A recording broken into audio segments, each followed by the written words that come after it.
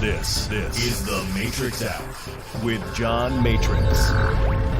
Pop culture, news, and reviews. Buckle up for the ride. Here is John Matrix.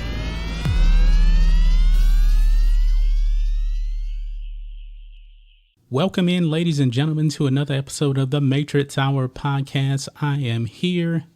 You're there, to quote my boy Rob Rules, still in his line for the intro there. Joined as always by my wife. Our dog is here on the floor. She's having a little bit of fun there. How are you doing today? I'm good. You good? Yeah. So once again, you have found a new show that I did not know about. Yes. I don't know how she finds all of these shows, but this is actually based on a Dan Brown book. Dan Brown, wrote the Da Vinci Code. It was turned into a movie. Inferno? Inferno and Angels and Demons, which is actually my favorite out of the books. And you know what? He actually has another book that he wrote in 2017. It's another Robert Langdon book. I have to look it up again. I can't remember the name of it off the top of my head. The Lost Symbol? No, not The Lost Symbol. It's a newer book, because Lost Symbol came out, that was written in 2009. Yeah. So this other book came out in 2017. But all of them have been made into either a movie, and in this case, The Lost Symbol made into a TV series. And we watched episode 1. We actually do have the book. Did you actually read that whole book?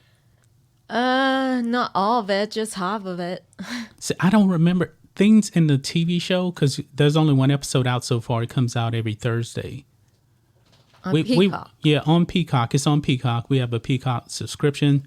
It's very cheap. It's only $5 per month. So if you want to check it out, they do give you a free trial. It's $4.99 a month with commercials and $9.99 a month without commercials. But the commercials are only like a minute long. So I think it's worth it, $5, That's just me. So I went the cheap route with it. Mm-hmm. But Lost Symbol did come out, and episode 1, what did you think of it? Was it good or? Yeah, it's very good. It's kind of similar to the book in the beginning. Yeah. Well, one thing, Dan Brown is an executive producer. Also, Ron Howard is as well. Now, Ron Howard directed the Da Vinci Code. Mm-hmm. And this is considered a prequel to that. So, but this actually takes place in America. And I remember reading the book. I can't remember how I finished it, but Peter Solomon, some of the scenes in episode 1 are familiar, even I don't necessarily remember everything. Yeah, he's the mentor of Robert Langdon. Yeah. Yeah, he's the mentor. And he gets kidnapped by this guy. And honestly, we're both going to be honest. I only saw the episode once. Did you watch it again? No. No, I didn't either. But this is going to be a series. I think there's only 4 episodes. At least there's 4. See, they just finished shooting it, I believe, like last month. I looked it up. So maybe they're going to do more episodes. I'm not really sure. I tried to find out if there is more episodes, but I couldn't find anything.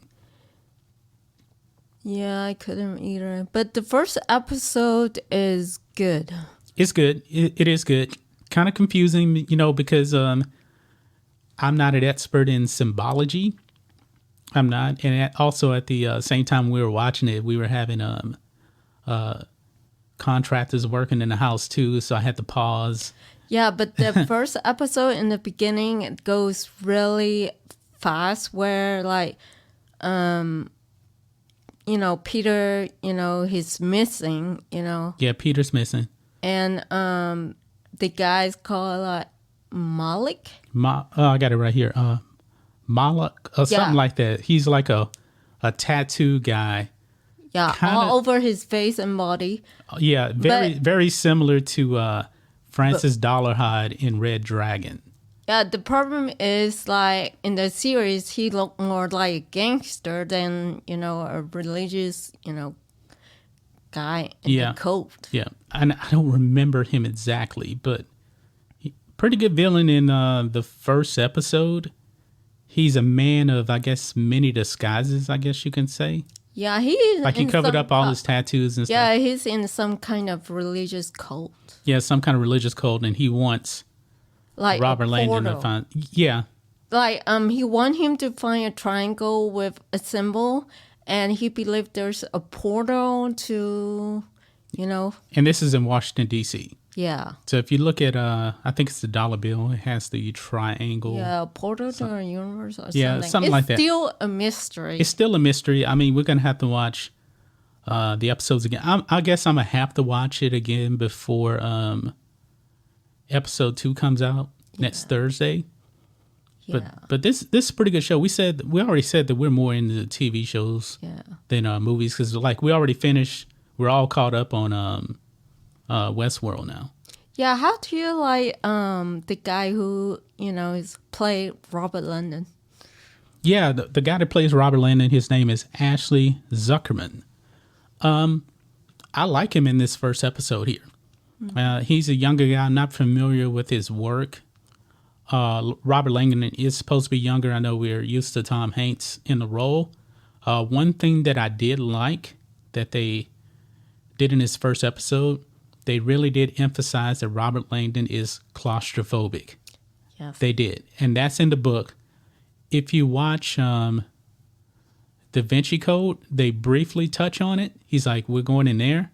And he's like scared because he's claustrophobic. They really do emphasize that when those walls, he was kind of like like the walls are like kind of closing in because he's claustrophobic, but. Yeah, and it shows, what he sees. What he's seeing inside his head. Yeah. But Robert Langdon, definitely brilliant. Did you feel like the episode was kind of moving fast?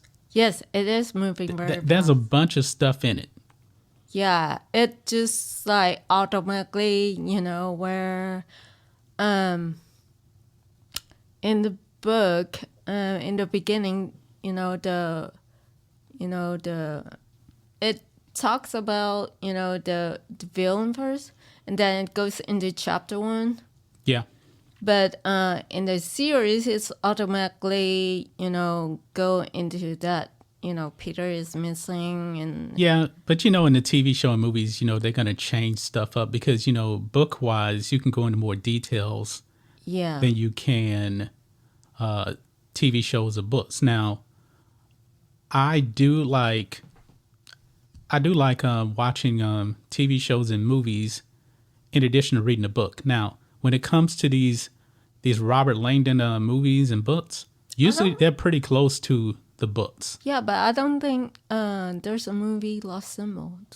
No, there isn't a movie Lost Symbol. See, there's only Da Vinci Code, Inferno, and Angels and Demons. Those are made into movies. Lost Symbol was made strictly for television. Yeah. And that may actually be an advantage because, you can have more hours. Let's say if it's 10 episodes, that's like over 8 hours worth of material. So you can actually get more details in than you can in a 2-hour movie. Yeah.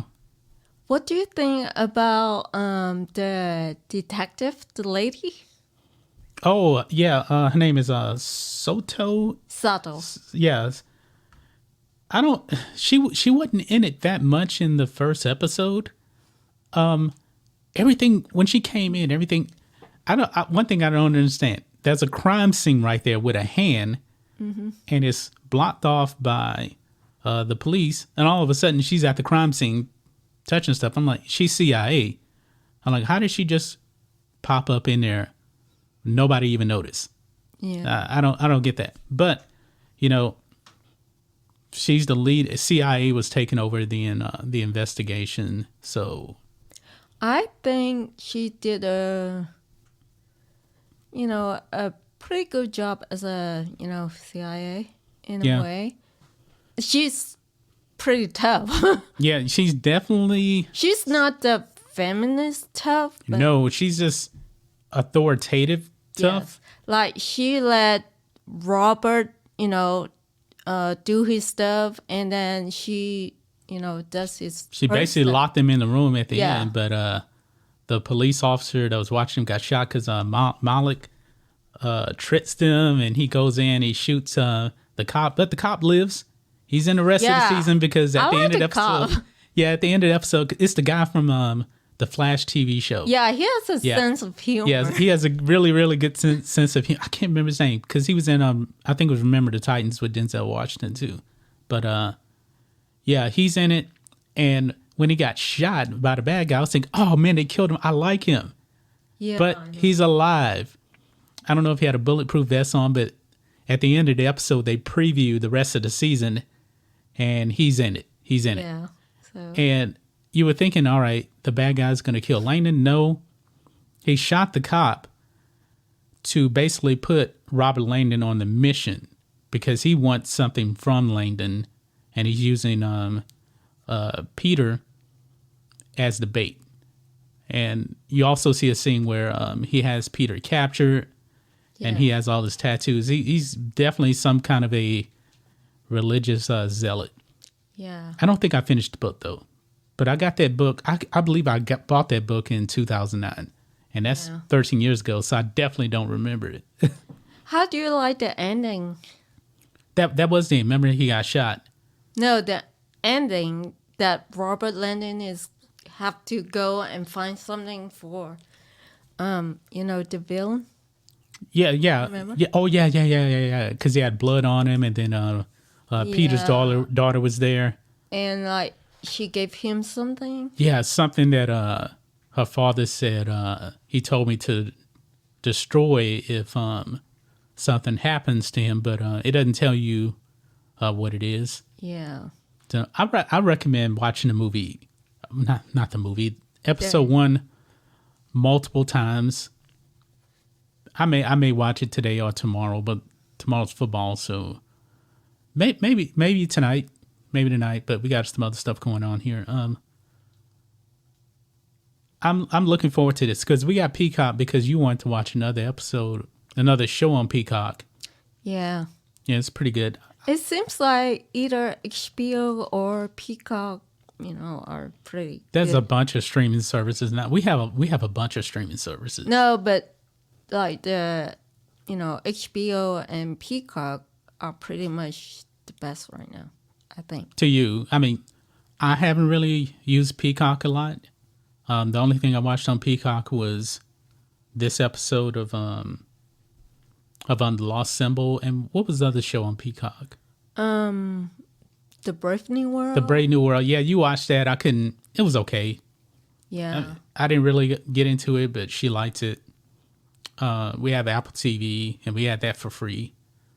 There was some stuff on there. Yeah, The Apple TV is not that good. It's not that good, but it's cheap too. It's like $5 a month, but there was some stuff on it. That's stuff on it, but it's not as good as like Prime Video, because Prime Video has like everything. But Apple TV, not so much. Not so much.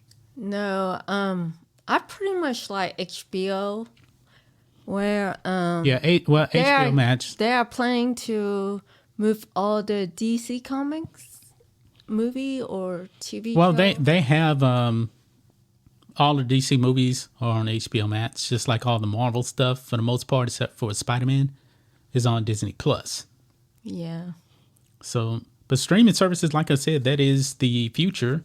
I mean, look at us. Like, we used to have DirecTV for cable, but now we use Fubo TV because there's no contract, and we get a lot of stuff on there. A lot of stuff. So, I like that better than, like cable. You guys should actually see the dog right now. She's like all up in my wife's face trying to lick her, and we're trying to do the podcast. She's like, Mommy and Daddy, just shut up and let me lick you guys. But she's been good, though. Yep. And she usually lays down and she watches the shows with us also. Yeah, so she's part of the team. Yeah, she's part of the team. And she's being a good girl. Mm-hmm. But back to this show. The reviews are out for it. Like I actually looked it up on the Rotten Tomatoes score. Now, take Rotten Tomatoes with a grain of salt. There was not a lot of critic reviews. There was only 8, and it's fresh. It's 63%, and the audience, there's only 2 user ratings, so they don't even really have a score. But the critics have it at 63%, so it is fresh for now. Not much of a sample size, but if you go to IMDb, which is actually more of just users, is 7.4 out of 10. That's 378 users reviews on that. So I think it's getting pretty well received so far. So what is your rating? First episode out of 10. It's hard to judge it off of one episode, but especially the introductory episode. But I'll give it a good 7 out of 10, 7.5 out of 10. Yeah, it was 7.5. It was solid. I mean, it wasn't 7.5. Yeah, it wasn't spectacular, but it felt like a Robert Langdon series. Yeah, it's not a woke series. No, of course not. It's definitely not a woke series. Dan Brown is amazing. I mean, Da Vinci Code. I remember Da Vinci Code when that book came out in 2003. It was like the top seller for like 2 years. I mean, and I love Da Vinci Code. I really do. Of course, they're going to make it a lot more simplified in TV shows and movies because they go into so much more detail in the books than they do the movies. Yeah. So, 'cause it's like symbology. I mean, I'm not a symbology expert. Don't claim to be. I find it interesting. It is. And I believe that remember the movie National Treasure with Nicolas Cage? Definitely influenced by Dan Brown, symbology, treasure hunts. Yeah. I like that kind of thing. I do too. But I think that that's where that actually came from, though. I think she wants to leave. No, she's good. Okay. Yeah. Episode 2, it's interesting to see where that goes. I wish I can actually remember the book, but in a way, I'm glad that I don't remember the book that much because I do like to be surprised.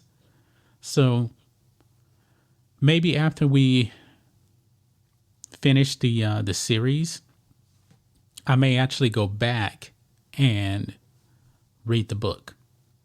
Yeah, read the end first. Yeah. No, I'm not going to read the end first. I forgot the end. I'm surprised you haven't went back and looked at the end because you had the book right there with you when we were watching the show. Yeah, I'm more of a sci-fi, but I do like the Lost Symbol. Yeah. Yeah, but you had the book right there and you were flipping through the pages while we were watching the show. Yeah. I can't do that. I don't want to be spoiled at the end. I don't. But when Da Vinci Code, the movie, came out, I'd already read the book. And then I got Angels and Demons. And I know that Da Vinci Code gets all the hype, but Angels and Demons is a better book.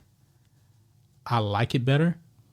Yeah. And then I watched the movie and I like Inferno better. Inferno is pretty good, but Angels and Demons is my favorite.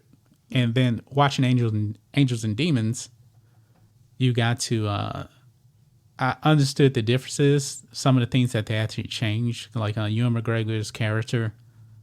He was Irish in the movie, but in the book, I believe he's Italian.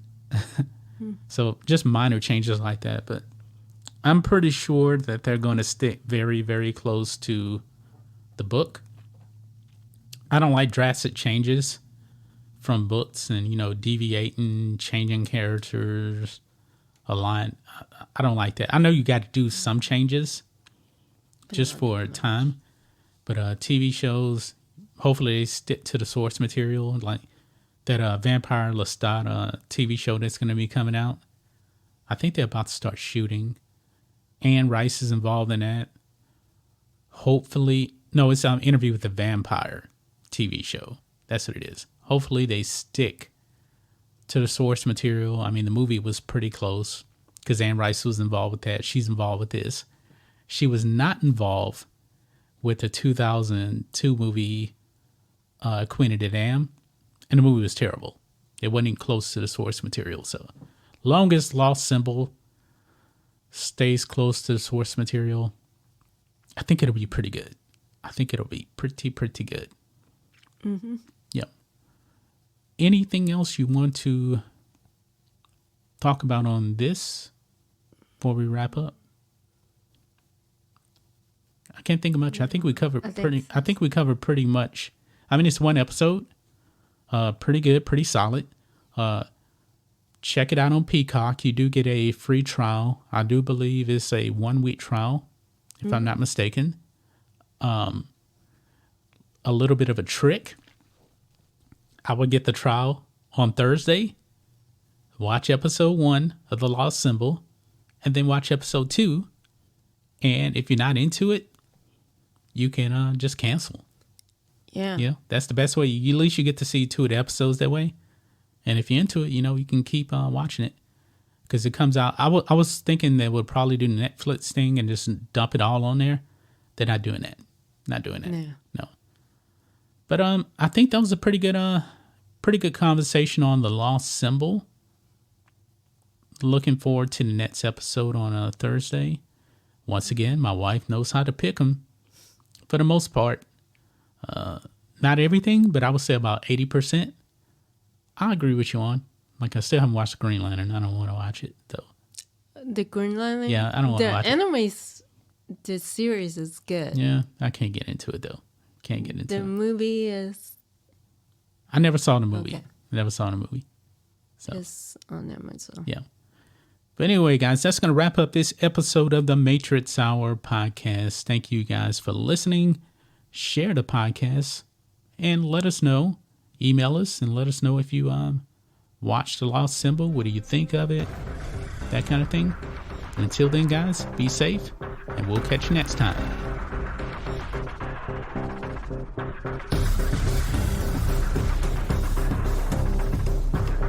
Thank you for listening to The Matrix Hour with John Matrix. Join us next time for pop culture, news, and reviews.